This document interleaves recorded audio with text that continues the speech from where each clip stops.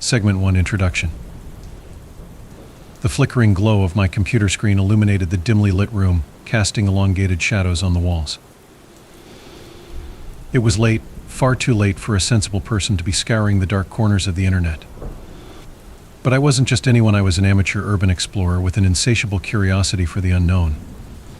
My name is Alex, and what began as a simple search for abandoned places had spiraled into something much darker. It all started when I stumbled upon a forum dedicated to urban legends and conspiracy theories. One thread caught my eye: the 1970s time travel experiment. The post was cryptic, filled with half-formed ideas and vague references to a secret government project gone awry. The more I read, the more fascinated I became. The idea of time travel had always captivated me, but this was different. It felt real, tangible, and terrifying. According to the post, a group of scientists had conducted experiments in an underground bunker, hidden deep in the woods of an unremarkable town. They aimed to manipulate time itself, but ended up unleashing something they couldn't control. The thread was filled with chilling anecdotes from those who claimed to have encountered strange phenomena near the site, distorted realities, echoes of voices from nowhere, and even sightings of shadowy figures lurking in the trees. As I read through the comments, my heart raced. Some users shared links to dark websites where recordings of these experiments were allegedly stored. My curiosity piqued. I knew I had to see it for myself. After all, what could be more thrilling than uncovering a piece of history that had been buried for decades?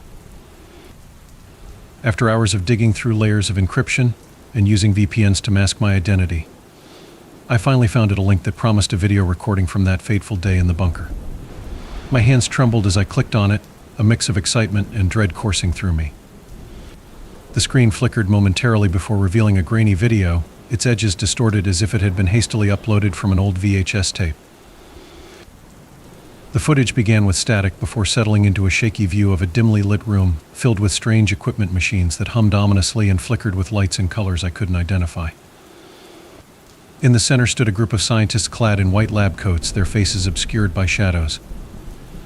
They looked tense, their movements hurried as they adjusted knobs and pressed buttons on the console surrounding them.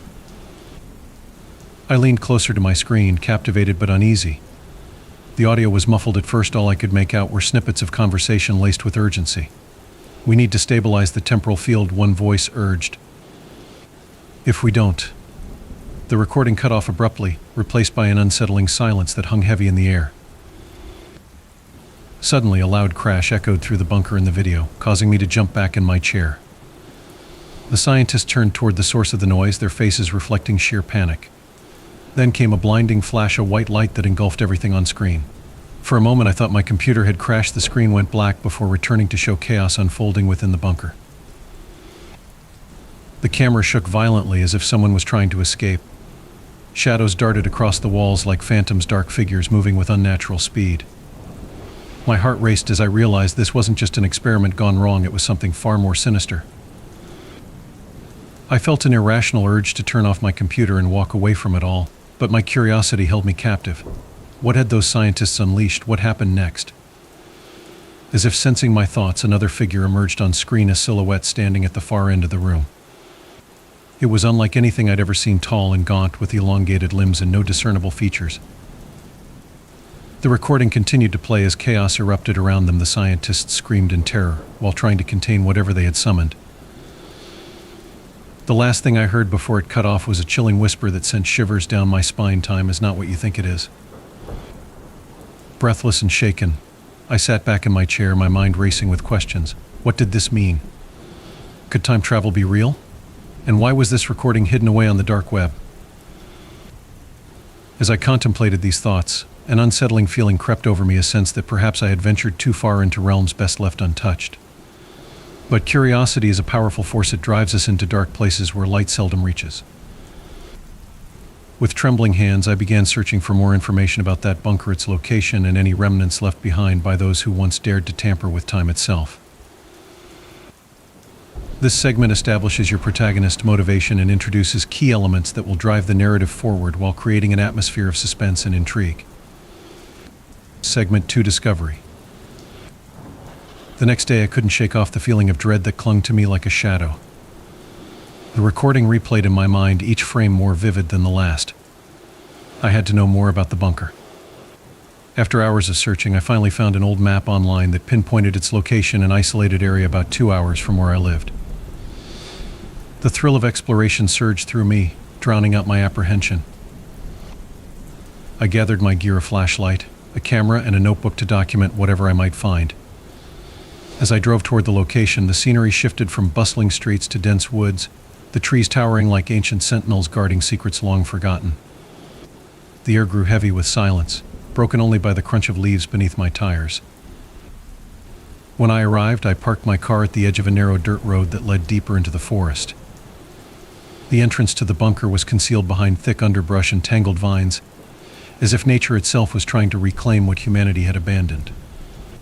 My heart raced with anticipation as I pushed through the foliage and stumbled upon a rusted metal door set into a hillside.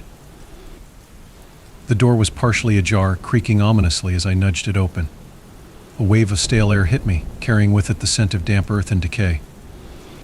Stepping inside, I flicked on my flashlight, illuminating a narrow corridor lined with peeling paint and flickering fluorescent lights that buzzed like angry insects.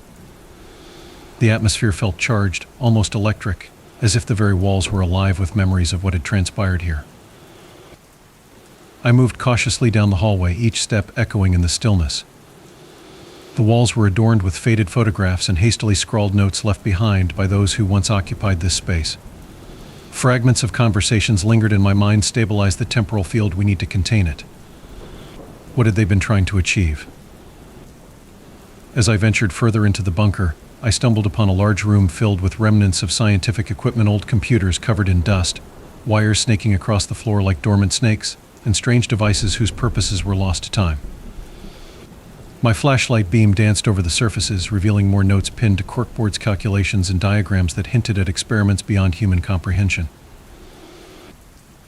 Then I noticed something peculiar: a large metal door at the far end of the room, sealed tight with chains and locks. My curiosity piqued, I approached it cautiously. As I reached for one of the chains, a sudden chill swept through the room, causing me to pause. It felt as if someone or something was watching me. Shaking off the sensation, I fumbled with my camera and began documenting everything. Each click of the shutter echoed in my ears as I captured images of this forgotten place. But as I reviewed them later on my camera's small screen, something caught my eye: a shadow moving just beyond my flashlight's reach. I spun around quickly but saw nothing out of place. My heart raced again. Perhaps it was just my imagination playing tricks on me in this eerie environment. Yet unease settled deep within me like an unwelcome guest. Determined not to let fear control me, I returned to inspecting the equipment scattered around the room. Amongst it all lay an old journal, its pages yellowed and fragile. Carefully flipping through it, I discovered entries detailing experiments conducted over several months. The handwriting was frantic at times. Words like failure and distortion jumped off the page.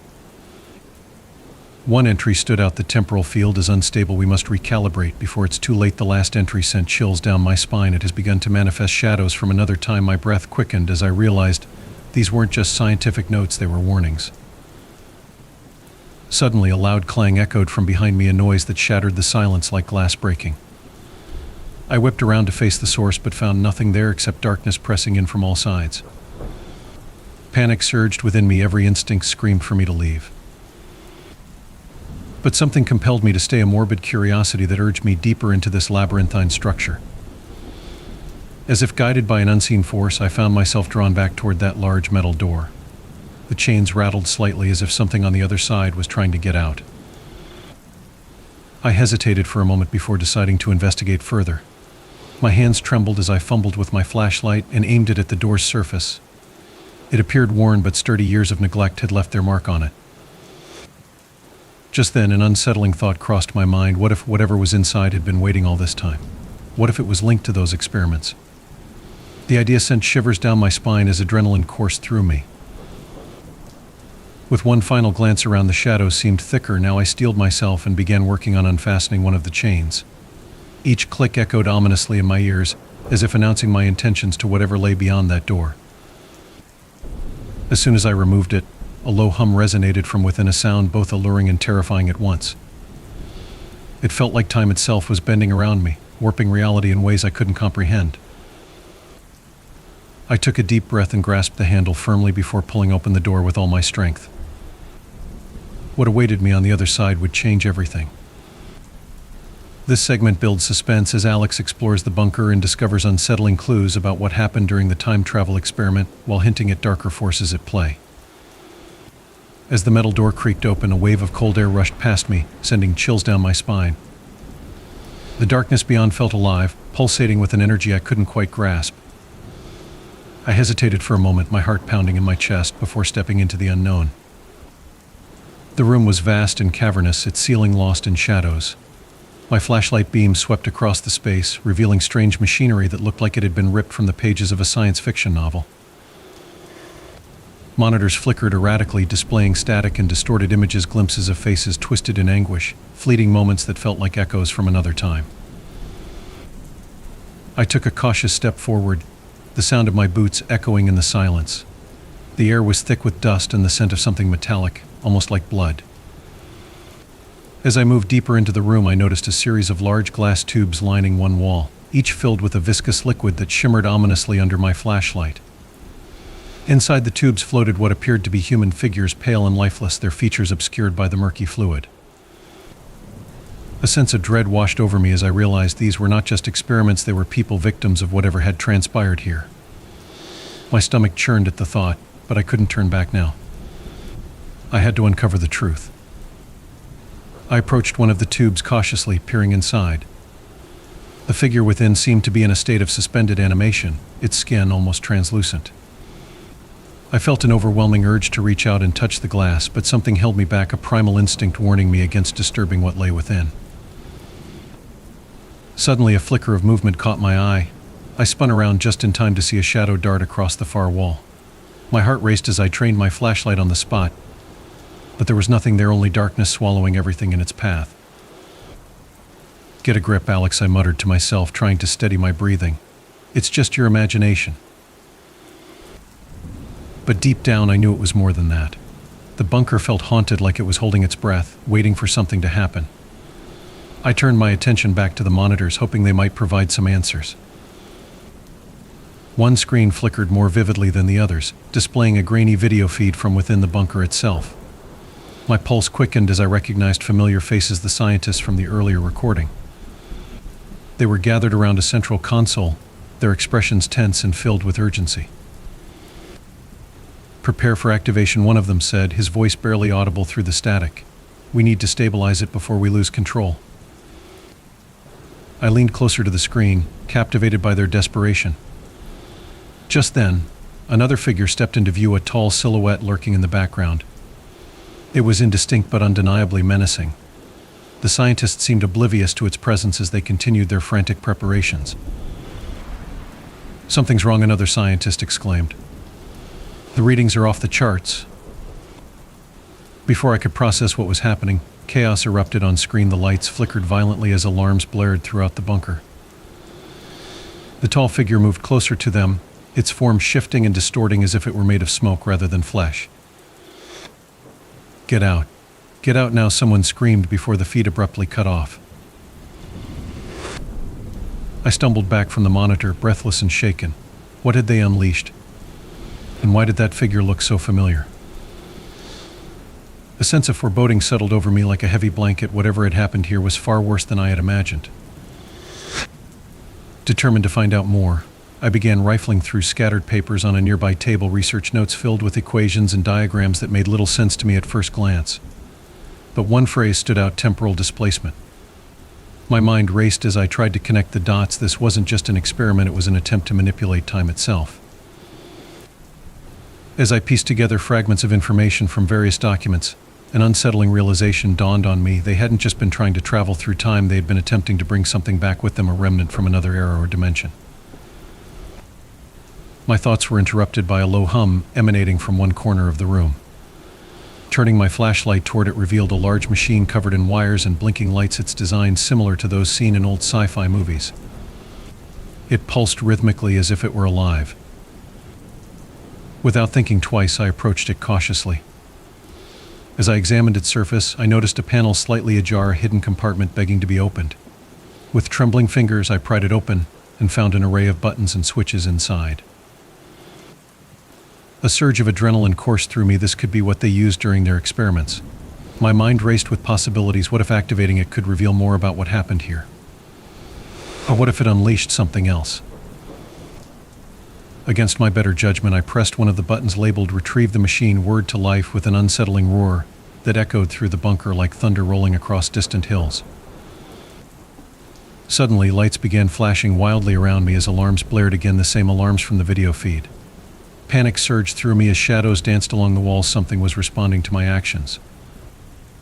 Then came whispers, soft at first, but growing louder until they filled my ears like a cacophony of voices crying out from beyond time itself. "Help us! Help us!" they pleaded in unison. I staggered back from the machine as reality began to warp around me, the walls pulsing like living flesh while time itself felt elastic and distorted.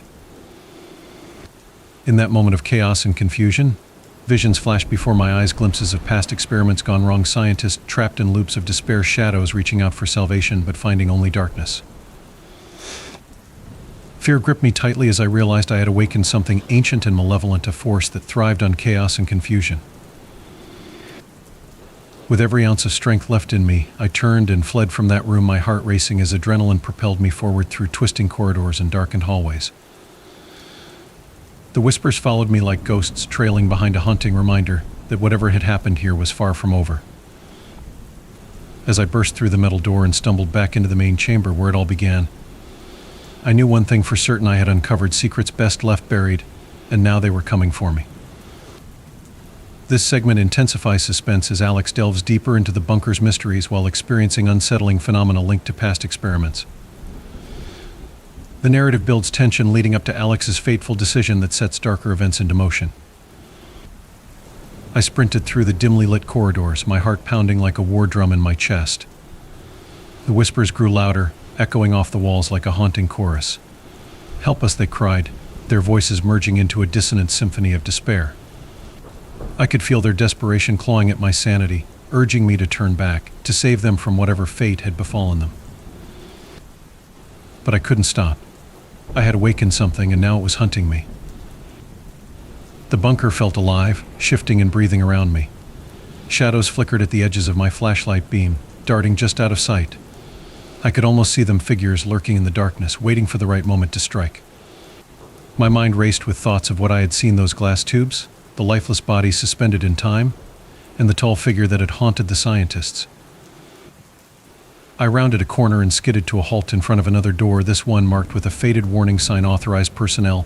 Only my instincts screamed at me to keep running, but curiosity rooted me to the spot.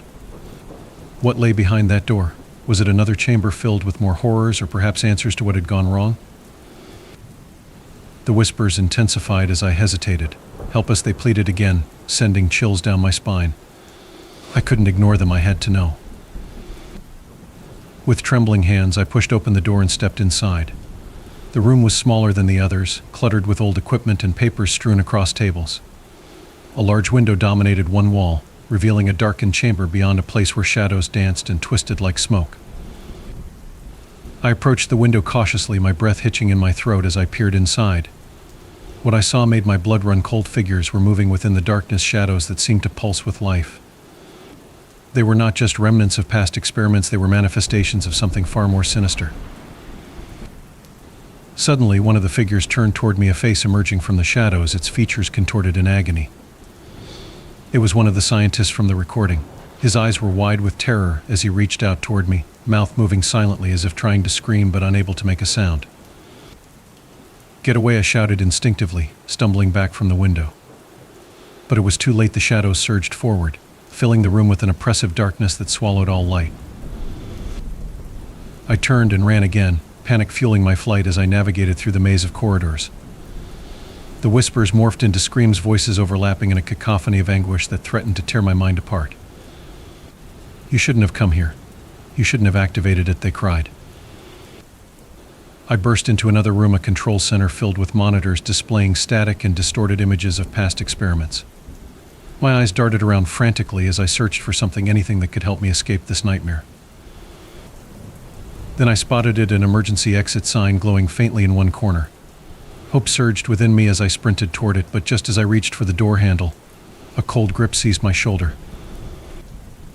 I spun around to face nothing. The air felt thick with malice. I could sense it lurking just beyond my vision. My instincts screamed at me to run, but there was nowhere left to hide. "Help us," the voice was right next to me now, close enough that I could feel its icy breath against my skin. "You must stop it." In that moment of sheer terror, clarity struck me like lightning. Whatever had been unleashed was not just hunting me, it was feeding off my fear and confusion. The realization hit hard. I had stumbled into a trap set by those who had come before me. With renewed determination, I tore open the emergency exit door and plunged into darkness beyond. The air shifted around me as if stepping through a veil separating two worlds, the familiar reality fading away behind me. I emerged into an underground tunnel dimly lit by flickering lights overhead. The whispers faded slightly but still echoed in my mind, a constant reminder of what lay behind me. My heart raced as I pressed forward, desperate to find a way out before whatever hunted me caught up. As I ran through the tunnel, memories flashed before my eyes, visions of those scientists trapped in their own creations, their faces twisted in agony as they became part of something far greater than themselves. They had tried to manipulate time, but instead had unleashed chaos upon themselves. Suddenly I heard footsteps behind me, heavy and deliberate, growing closer with each passing moment. Panic surged through me again as I sprinted down the tunnel, searching for an exit or any sign of salvation. Then I saw a faint light up ahead. Hope ignited within me as I pushed myself harder toward it. But just as I reached the end of the tunnel, darkness enveloped me once more, a figure blocking my path. It was tall and gaunt, its features obscured by shadows that writhed like smoke around it. The same figure from before, the one lurking behind those scientists during their final moments. "Why did you come here?" it hissed, its voice echoing like thunder in my ears. "You should have stayed away."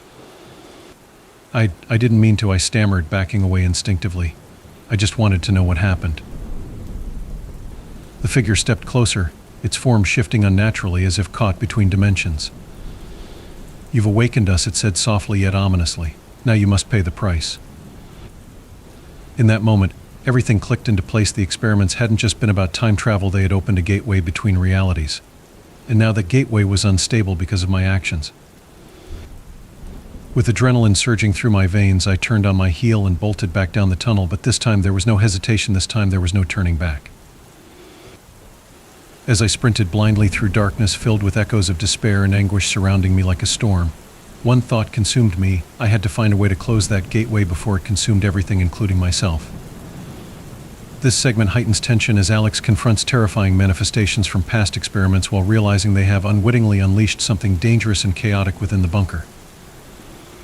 The stakes are raised significantly as Alex races against time to escape and find a solution before it's too late. I raced through the tunnel, my breath coming in ragged gasps as I fought against the overwhelming sense of dread that clung to me. The whispers had transformed into a deafening roar, echoing through my mind like a storm. "You've awakened us," they screamed, their voices overlapping in a cacophony of despair. I could feel their anguish pressing in on me, threatening to crush my spirit. The flickering lights overhead cast eerie shadows that danced along the walls, distorting reality around me. I had to find a way to close the gateway, the very thing that had unleashed this chaos upon me. But how? What could I do against forces far beyond my understanding? I stumbled into another chamber, larger than the previous ones, filled with strange machinery and monitors displaying static. In the center stood a massive control panel, its surface covered in buttons and switches, each one labeled with cryptic symbols and warnings. My heart raced as I approached it, desperate for answers. "Focus, Alex," I whispered to myself, trying to push back the panic threatening to overwhelm me. "You need to think." I scanned the room for any clues that might help me understand how to reverse what had been done. Papers were scattered across tables, filled with frantic notes and calculations. One document caught my eye, a diagram of the temporal field generator with annotations about stabilizing it and preventing distortions. "Stabilize," I murmured, remembering the scientist's frantic words from the recording. If I could stabilize the generator, maybe I could close the gateway. With renewed determination, I began flipping switches and pressing buttons at random, hoping something would work. The machine whirred to life with a low hum that reverberated through my bones. Monitors flickered on, displaying chaotic readings that made little sense to me. Suddenly, alarms blared throughout the bunker. Red lights flashed ominously as warnings echoed in my ears. Warning. Temporal field instability detected. The voice was mechanical yet urgent, sending adrenaline coursing through me. Come on. Come on, I shouted at the machine as I frantically searched for a way to stabilize it. My eyes darted over the controls until they landed on a large lever labeled Stabilize. Without thinking twice, I yanked it down with all my strength. The machine roared in response. A surge of energy pulsed through the room as lights flickered violently. The walls trembled around me, and for a moment, I feared everything would collapse. But then something shifted. The chaotic readings began to stabilize. Stabilization successful, the mechanical voice announced, though it sounded strained. Closing temporal gateway. A bright light enveloped me as the machine surged with power. It felt like time itself was bending around me. The whispers grew louder again, angry and desperate, like a storm raging just beyond reach. Stop. You can't do this, they cried out in unison, their voices filled with pain and fury. But I couldn't stop now. I had come too far. The realization struck me they were trapped between worlds because of their own hubris, because they had tried to control something beyond their understanding. And now it was my turn to make things right. As the light intensified, shadows began swirling around me, figures emerging from the darkness as if drawn by some unseen force. They were distorted versions of those scientists' faces, twisted in agony as they reached out toward me. Help us, one of them screamed, desperation etched into every feature. No, I shouted back, shaking my head fiercely. You did this. You opened the door. The figures hesitated for a moment before lunging toward me, darkness enveloping everything as they tried to drag me down into their despair. But just then, a surge of energy erupted from the machine, a shock wave that pushed them back. Stabilization complete, the voice announced again, but this time it sounded triumphant. Temporal gateway closing. The shadows writhed in anger but began dissipating like smoke caught in a gust of wind. The light grew brighter until it enveloped everything, my surroundings fading into blinding brilliance.